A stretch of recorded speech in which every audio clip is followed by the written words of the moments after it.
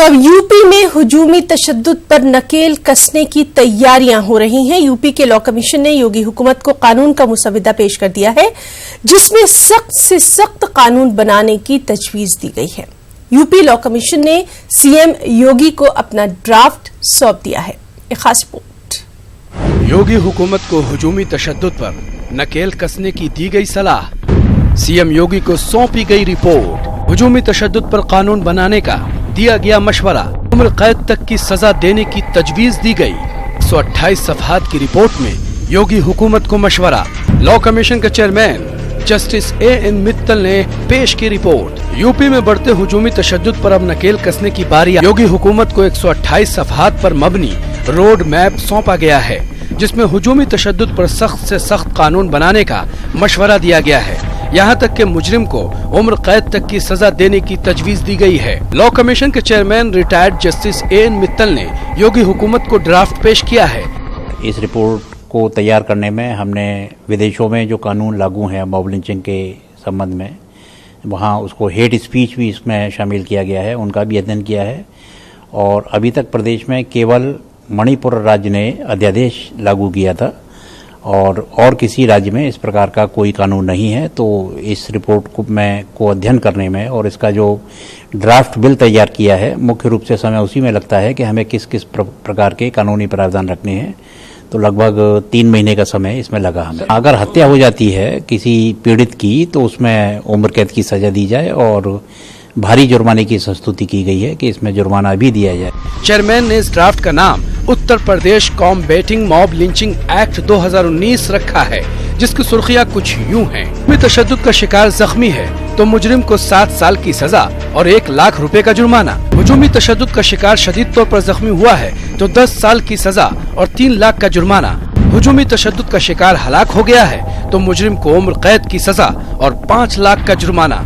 हुजूमी तशद्दुद के लिए साजिश रचने वालों के लिए भी उम्र कैद की तजवीज। फराइज में कोताही की बुनियाद पर पुलिस अफसर या डीएम पर 1 साल की सजा, जो कि 3 साल तक भी बढ़ सकती है, और 50,000 का जुर्माना भी लगेगा। रिपोर्ट में यूपी में हुजूमी तशद्दुद के कई वाकयात का हवाला दिया गया है, जिसमें 2015 में दादरी में अखलाक के कत्ल और बुलंदशहर में 3 दिसंबर 2018 को खेत में जानवरों की लाश पाए जाने के बाद पुलिस और हिंदू तंजीमों के बीच हुई झड़प के बाद इंस्पेक्टर सुबोध कुमार सिंह के कत्ल जैसे मामले शामिल हैं। फिलहाल मणिपुर में हुजूमी तशद्दुद के खिलाफ कानून है। अगर योगी हुकूमत इस ड्राफ्ट को नोटिस में लाती है तो यूपी हुकूमत मॉब लिंचिंग के खिलाफ कानून बनाने वाली दूसरी रियासत हो जाएगी। सख्त से सख्त कानून बन जाने के बाद हुजूमी तशद्दुद पर नकेल कसना भी आसान हो जाएगा। Bureau report, news 18 Urdu. Uttar Pradesh फिरका परस्ती की वारदात को लेकर फिर से सुर्खियों में है। उन्नाव में मदरसे के तलबा की बजरंग दल के कारकुनों ने बुरी तरह से पिटाई कर डाली। तलबा का इल्जाम है कि उन्हें जय श्री राम का नारा लगाने का दबाव बनाया गया और इनकार की सूरत में उनके साथ बेरहमी के साथ पिटाई की गई। उनके कपड़े भी फाड़ दिए गए। यूपी में फिरका परस्ती का एक और मामला। उन्नाव में मदरसे के तलबा की बुरी तरह पिटाई। बजरंग दल के कारकुनों ने जय श्री राम का नारा लगाने का बनाया दबाव। मदरसा तालिबे इल्म के ये जख्म योगी हुकूमत के नज्म ज़ब्त के दावे पर बदनुमा दाग हैं। मदरसे के इन तालिबे इल्मों की बेबसी दरअसल हुकूमत और पुलिस इंतजामिया की बेबसी है। ये बच्चे इंतजामिया से सवाल कर रहे हैं कि आखिर क्यों शिद्दत पसंद हिंदू तंजीमों के आगे इंतजामिया बेबस हो जाता है। आखिर क्यों एक मुसलमान को मजहब के नाम पर निशाना बनाया जा रहा है। आखिर क्यों एक मुसलमान को जय श्री राम का नारा लगाने के लिए मजबूर किया जा रहा है। आखिर क्यों आईने हिंद से मिली मजहब की आजादी का मजाक बनाया जा रहा है। आखिर इन शरपसंद हिंदू तंजीमों पर कब लगाम कसी जाएगी। उन्नाव में जीआईसी मैदान पर क्रिकेट खेल रही इन मदरसा तलबा पर कुछ बजरंग दल कारकुनों ने जय श्री राम का नारा लगाने का दबाव बनाया। तलबा के इनकार पर इन्हें बैट से बुरी तरह पीटा गया। जब इन तलबा ने वहां से भागने की कोशिश की तो इन पर पथराव किया गया और इनके कपड़े फाड़ दिए गए। कल हम 15-20 लड़के क्रिकेट खेलने के लिए जीआईसी ग्राउंड गए थे। वहाँ पर हम लोग क्रिकेट खेल रहे थे तो एक पारी मतलब हम लोग खेल चुके थे। दूसरा मैच शुरू हुआ था हमारा, एक टीम खेल चुकी थी। दूसरी टीम की बारी आने पर कुछ लड़के आए और गाली गलौज करने लगे। 2 बाइकों पर सवार थे, 4 लड़के थे। वो लोग आए और आते ही गाली गलौज करना शुरू कर दिया और उन्होंने पत्थर उठाकर वार करना शुरू कर दिया। उसके बाद उन्होंने हम लोगों के बल्ले, 2 बल्ले थे, दोनों छीने और हम लोगों को मारना शुरू किया और जय श्री राम का नारा लगवाने के लिए कहा। बोला कि बोल जय श्री राम। तो हम वहाँ से भाग लिए। हमने कहा कि हमारे यहाँ नारा मना है, हम लोग इसलिए वहाँ से भाग लिए। हमने कहा कि अगर पकड़ में आ गए तो ये नारा लगवा लेंगे और मारेंगे, इसलिए हम वहाँ से भाग आए। जीआईसी ग्राउंड रेलवे के पास क्रिकेट खेल रहे थे। 4 लड़के आए बड़े बड़े और उन्होंने कहा कि जय श्री राम के नारे लगाओ, फेंका, झापड़ मारे। इन्होंने मना कर दिया कि नहीं बोलेंगे, ये नारा हमारे यहाँ मना है। इन्हीं के 2 बैट छीने और जो स्टंप लगाते हैं और मारना शुरू किया। कहा बोलो जय श्री राम। इन्होंने कहा नहीं बोलेंगे और मारना शुरू किया। भागे तो फिर उन्होंने जानलेवा हमला किया और पत्थर मारे। पुलिस ने मदरसा दारुल उलूम फैज़ आम के प्रिंसिपल की शिकायत पर फेसबुक अकाउंट से शरपसंदों की पहचान के बाद 4 अफराद के खिलाफ केस दर्ज कर लिया है, जिसमें गिरफ्तारियां भी की जा रही हैं।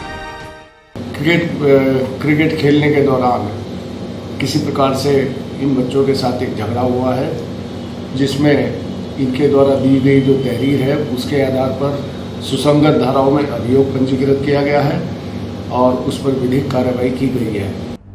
पुलिस ने जिन 4 शरपसंदों के खिलाफ केस दर्ज किया है, इनमें आदित्य शुक्ला, क्रांति, कमल राठौर और एक नामालूम शख्स का नाम शामिल है। Bureau report, news 18 Urdu. हुजूमी तशद्दुद के नाम पर जारी जुल्म बर्बरियत अब हद से तजावुज कर चुकी है और मजलूम अपनी हिफाजत खुद करने के लिए सोचने भी लगे हैं। मुस्लिम माशरे के जिम्मेदार लोग यही कहते हैं कि पुलिस न सिर्फ खामोश तमाशाई बनी हुई है, बल्कि मुजरिमीन को सजा देने के बजाय उनकी पुश्तपनाही कर रही है। मजलूमों की रिपोर्ट तक दर्ज नहीं की जाती, जालिमों के बर्बरियत की खुली छूट दी जा रही है। और इसका रद्द-ए-अमल क्या हो सकता है, इस पर भी अब संजीदगी से गौर खौस करने की बेहद जरूरत है। अगर हुकूमत ने संजीदा इकदाम नहीं किए तो फिर मुस्लिम तबके के लोग अपनी हिफाजत के बंदोबस्त खुद करेंगे। खुसूसन एक तरीके की इनसिक्योरिटी पैदा हो रही है और इंटरनेशनल लेवल पर भी अफसोस की बात यह है कि इंडिया की इमेज मुतासर हो रही है। इस वजह से हम समझते हैं कि ज़िम्मेदारों को इस तरफ खुसूसी तवज्जो देने की ज़रूरत है और ये बड़ी बात है कि इतने वाक़यात होने के बावजूद भी मुसलमान पूरी तरीके से कानूनी रास्ता इख्तियार किए हुए हैं। अगर अब ये हुकूमत के ऊपर डिपेंड करता है कि इस वाक़े की किस तरह वो डील करते हैं, कितनी जल्दी गिरफ़्तार करके मुलज़िमान को सज़ा दिलवाने की कोशिश करते हैं। अगर ये नहीं किया गया तो फिर हालात जो है वो यकीनन बद से बदतर हो सकते हैं और मुसलमान, मुझे ऐसा लग रहा है कि ज़्यादा दिन तक सब्र नहीं कर पाएगा। तो ये तरीक़ाकार चल नहीं पाएगा और अगर मुसलमानों ने ये सोच लिया कि हमको भी यही करना है तो ये वो दिन बहुत ख़राब दिन होगा हिंदुस्तान के लिए। और इंतहा ये हो गई कि हम शराफत से, अमन से, शांति से अगर कहीं पर प्रदर्शन कर रहे हैं, मुजाहिरा कर रहे हैं, अपना एहतिजाज कर रहे हैं तो उसको भी नहीं करने दिया जा रहा, उस पर भी पुलिस लाठीचार्ज करती बुरी तरीके से। ये एक तरफा कार्रवाई आखिर किस बात का है, मतलब साजिश है? हम ये जानना चाहते हैं योगी जी से और उत्तर प्रदेश सरकार से और केंद्रीय सरकार से भी जानना चाहते हैं कि आखिर क्या मामला है कि जो एक तरफा कार्रवाई करके मुसलमानों को आप खौफजदा कर रहे हैं। आप अच्छी तरह समझ लीजिए कि मुसलमान खौफजदा होने वाला नहीं है। वज़ीर आला योगी आदित्यनाथ गायों से कितनी मोहब्बत करते हैं ये बताने की जरूरत नहीं है, लेकिन उनकी ही हुकूमत में इलाहाबाद के कांदी गांव में इंतजामिया की मुबैना लापरवाही से 35 गायों की मौत भी हो गई है। इस सिलसिले में रिवायती जांच का हुक्म तो दे दिया गया, मगर इस वाक़े ने योगी हुकूमत में गायों की हालत-ए-जार से पर्दा भी उठा दिया है। पेश है हमारे नुमाइंदे सर्वेश दुबे की ये खास रिपोर्ट। के कारण हमारी गौशाला की गायों की मृत्यु हो गई है। भूख से हुई या पानी से हुई। ग्राम प्रधान हो चाहे वो प्रशासनिक अधिकारी हो, उन पे 302 का मुकदमा होना चाहिए। 35 गायों की मौत ने खोली योगी हुकूमत के दावों की कलई। योगी हुकूमत में गौरक्षा के तमाम दावे फेल। गौशाला में 35 गायों की दर्दनाक मौत। आसमानी बिजली गिरने से हुई गायों की मौत इंतजामिया। भूख और बारिश से हुई गायों की मौत मकामी। गायों की मौत के मामले में जांच जारी। इलाहाबाद जिले के फूलपुर असेंबली हलके के कांदी गांव में 35 गायों की मौत से नीचे से लेकर ऊपर तक हंगामा बरपा है। गांव के प्रधान और इंतजामिया का कहना है कि आसमानी गायों की मौत हुई, जबकि मकामी अफराद का कहना है कि भूख और बारिश और मुतल्लिका ओहदेदारों की लापरवाही ने ही वो मौत के घाट उतार दिया। 344 गाय थी ग्राम पंचायत कांदी, विकास खंड बहादुरपुर, जनपद प्रयागराज, तहसील फूलपुर में। और आकाशीय बिजली के कारण हमारी गौशाला की गायों की मृत्यु हो गई है, तकरीबन 35 गायों का। जी, यहाँ पर ये तालाब की जमीन थी, काफी निचली जमीन है, यहाँ पानी भी लगा हुआ है, ये लॉगिंग है, क्या क्या दिक्कत है? इसके पहले यहाँ पानी का जल भराव नहीं था। 3 दिन के लगातार बारिश का बरसात होने के कारण, यहाँ पे भयंकर वर्षा होने के कारण पानी भर गया है, अन्यथा इसके पहले यहाँ पर कोई पानी की दिक्कत नहीं थी। क्या आकाशीय बिजली गिरी है? ना, आकाशीय बिजली तो नहीं गिरी है। नहीं गिरी है ना। तो क्या लोग झूठ बोल रहे हैं अधिकारी? झूठ तो बोल ही रहे हैं अधिकारी लोग। अरे गांव में कोई आदमी आवाज होती है, आवाज एक भी नहीं सुनाई दिया बिजली की, और कैसे बिजली गिर गई। जो गाय की हत्या हुई है, इस पे जो दोषी लोग हैं, ग्राम प्रधान हो चाहे वो प्रशासनिक अधिकारी हो, उन पे 302 का मुकदमा होना चाहिए, पशु क्रूरता का मुकदमा होना चाहिए और इसकी जांच होनी चाहिए। जिला इंतजामिया का कहना है कि इस मामले में जांच का हुक्म दे दिया गया है। लोगों से पूछताछ करने के बाद ये बात प्रथम दृष्टया सामने आई, वो यह है कि आकाशीय विद्युत की वजह से इन पशुओं की मृत्यु हुई है और इसमें अन्य पक्षों को भी खंगालने के लिए एडीएम प्रशासन की अध्यक्षता में टीम गठित करके एक जांच बैठा दी गई है और इस पूरे प्रकरण पर काफ़ी गंभीरता से और काफ़ी बारीकी से निगाह प्रशासन बनाए हुए है।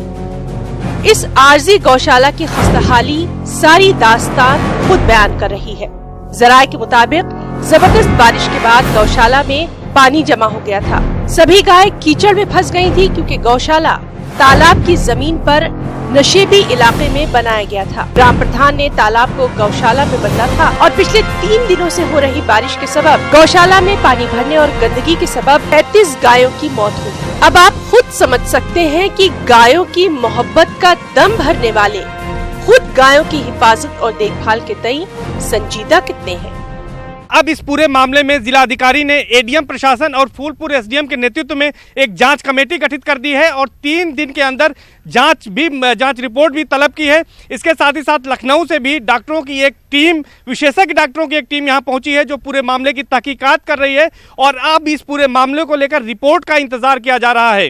कैमरा पर्सन संजीव मिश्रा के साथ सर्वेश दुबे, न्यूज़ 18 प्रयागराज। अयोध्या में राम जन्मभूमि बाबरी मस्जिद मालिकाना हक मामले में मसालेहती अमल की वजह से फैसले में हो रही ताखीर से अब मुस्लिम और गैर मुस्लिम समाज और दानिशवर तबका मायूस है। इसी मुद्दे को लेकर मुल्क में हो रही गैर जरूरी सियासत के लिए समाज का बड़ा और दानिशवर तबका मामले की समाअत और फैसले में हो रही ताखीर को एक बड़ी वजह करार दे रहा है। मुस्लिम समाजी और मिली तंजीमों के अलावा इस मुल्क में गैर मुस्लिम अफराद की एक बड़ी तादाद ऐसी है जो राम जन्मभूमि बाबरी मस्जिद तनाज़े के हल के लिए सुप्रीम कोर्ट के फैसले का बेसब्री से इंतजार कर रही है। समाजी और मिली तंजीमों से वाबस्ता अफराद मानते हैं कि नज़रियाती इख्तलाफात की बुनियाद पर इस मामले में मुसालहती तजवीज़ कारगर नहीं हो सकती। ऐसे में कोर्ट के किसी नतीजे पर पहुँचने के अलावा दूसरा कोई रास्ता नजर नहीं आता। कोर्ट को अपना फ़र्ज मुकम्मल तौर पर सबूत की बुनियादों पर अदा कर देना चाहिए।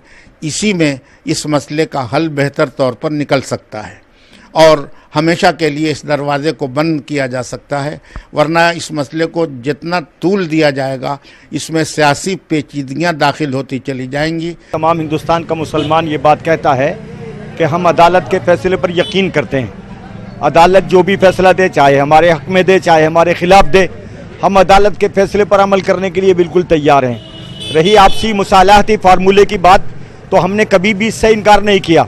उस वक्त से लेके आज तक तूल दिया जा रहा है और दिया जा सकता है, लेकिन अब मुल्क के माहौल को पुरअमन बनाने के लिए सुप्रीम कोर्ट को इसका फैसला जल्दी से जल्द करना चाहिए। वही गैर मुस्लिम अफराद में दानिशवर तबका भी यही मानता है कि मसलिहत के जरिए किसी नतीजे पर पहुंचने का वक्त अब खत्म हो चुका है। ऐसे में इस मामले को लेकर सियासी और जाती मफाद हासिल करने वाले दोनों तरफ के लोगों के लिए इस मुद्दे को खत्म कर दिया जाना जरूरी है। अगर आपस में बातचीत से हल हो जाता, और हाई कोर्ट ने एक वर्डिक्ट दिया भी है इस पर, है ना, लेकिन उसको तस्लीम नहीं किया किसी पक्ष ने, लोग सुप्रीम कोर्ट चले गए। अब सुप्रीम कोर्ट ने भी इतना डिले कर दिया, आप जितना देर डिले करेंगे उतना ही मामला उलझेगा, उतना ही ज़्यादा जो है लोग इस पर सियासत कर सकेंगे, क्योंकि बड़े बड़े दो पक्ष इसमें हिंदू और मुसलमान इन्वॉल्व हैं और दोनों बड़े धड़े हैं और दोनों तरफ ऐसे तासुबी लोग हैं जो इस मसले को एकदम कम्युनल बनाना चाहते हैं। हालांकि मसला कम्युनल नहीं है, मसला एकदम ऐतिहासिक है और एक प्रॉपर्टी का मसला है।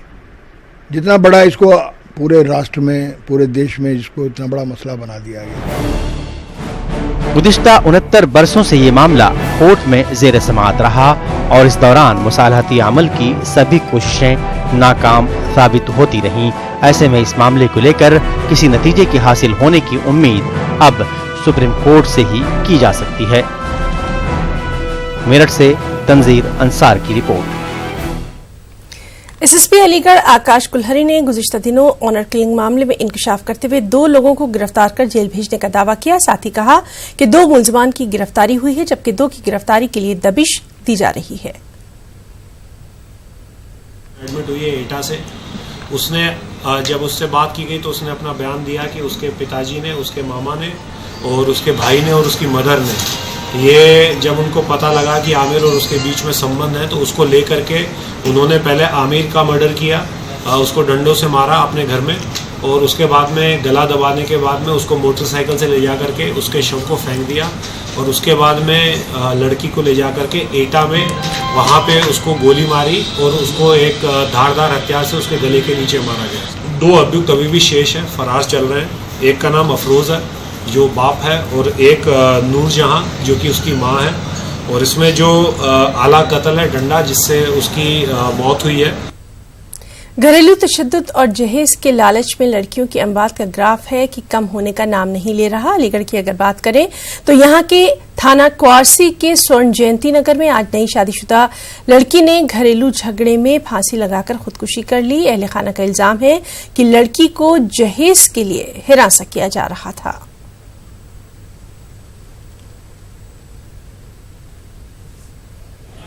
इसे क्या कहेंगे आप? बाप भैया ने कुछ दिया नहीं है, इसके क्या मतलब? What are you understand about it? हम लोगों में आपस में कोई टेंशन नहीं थी। मैंने इससे केवल इतना कहा था कि सैटरडे को प्रोग्राम है जाप करने का, तो मम्मी पापा कह गए तो अपने कपड़े सेट कर लेना। तो उसने मुझसे ये कहा है कि मेरे पास तो एक भी साड़ी है नहीं, मैं जो है वो तो पहननी पड़ेगी, जो भी साड़ी है वो तो पहननी पड़ेगी।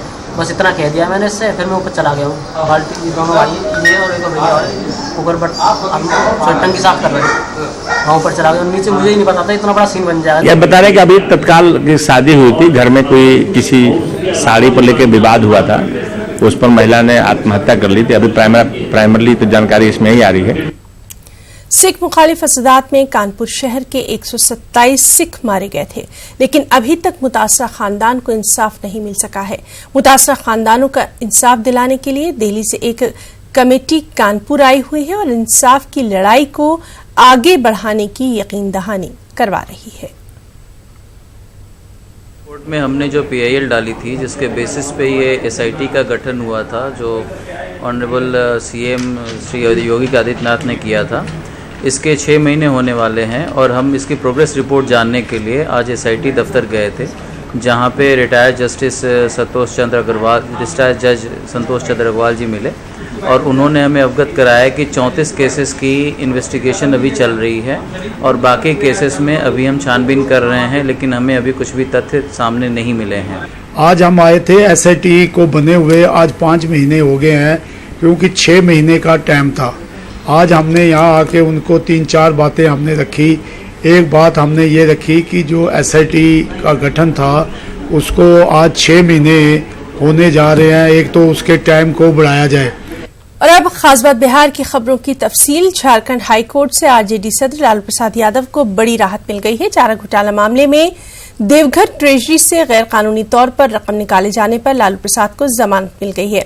लालू प्रसाद को हाफ कस्टडी की बुनियाद पर जमानत मिली है। इसके लिए लालू प्रसाद को 5 लाख रुपए का बॉन्ड जमा करना होगा।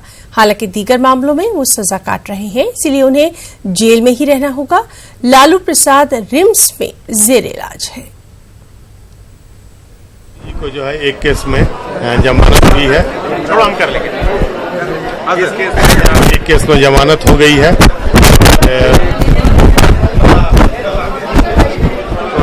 हो गया, हाँ।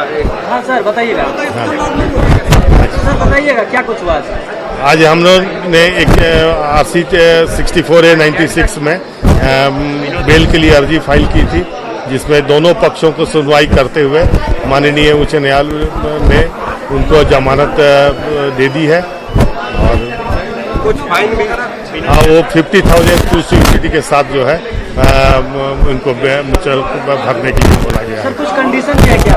कंडीशन था उससे पासपोर्ट को जमा करने का, तो हमने बताया कि इनके पास आज के दिन में कोई भी वैलिड पासपोर्ट नहीं है, तो इसलिए उसको जमा कर बोले कि एफिडेविट उसका दे दीजिएगा।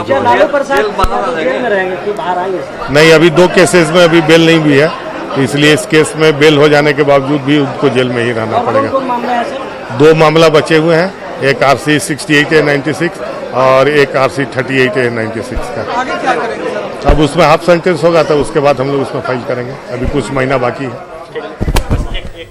और लालू प्रसाद यादव को जमानत मिलने से चार जानिब खुशी का माहौल देखा जा रहा है। पार्टी कारकुनान, अहले खाना और रिश्तेदारों में भी काफी खुशी है। लालू प्रसाद के समधी ने कहा कि हम सब के लिए खुशी की बात है। लालू प्रसाद यादव को जमानत मिली है तो पार्टी के अंदर उत्साह है। देखिए यहाँ पे अब मिठाइयां बांटी जा रही है, विधायक जो है आपस में खुशी मना रहे हैं।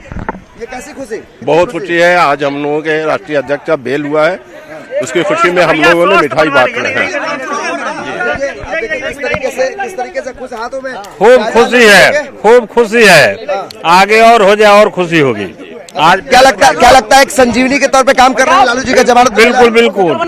ये देखिए कितनी खूबसूरती। और लालू प्रसाद यादव को जमानत क्या मिली, जो उनके पार्टी के जो विधायक हैं उनके अंदर खुशी देखिए, हाथों में गाजा लड्डू लोगों को बांट रहे हैं अपने साथियों के बीच में। और ये उत्साह है, देखिए विजय प्रकाश के चेहरे पे उत्साह देखिए, लड्डू खाते हुए। अबू दुजाना जी है, विधायक है। बहुत खुशी है। आज हमारे राष्ट्रीय अध्यक्ष का बेल हुआ है, उसकी खुशी में हम लोग मिठाई बांट रहे हैं। हम लोग बहुत संजीवनी नहीं, बहुत ज्यादा संजीवनी मिल गई। अब हम लोगों के लिए उत्साह का कोई ठिकाना नहीं है।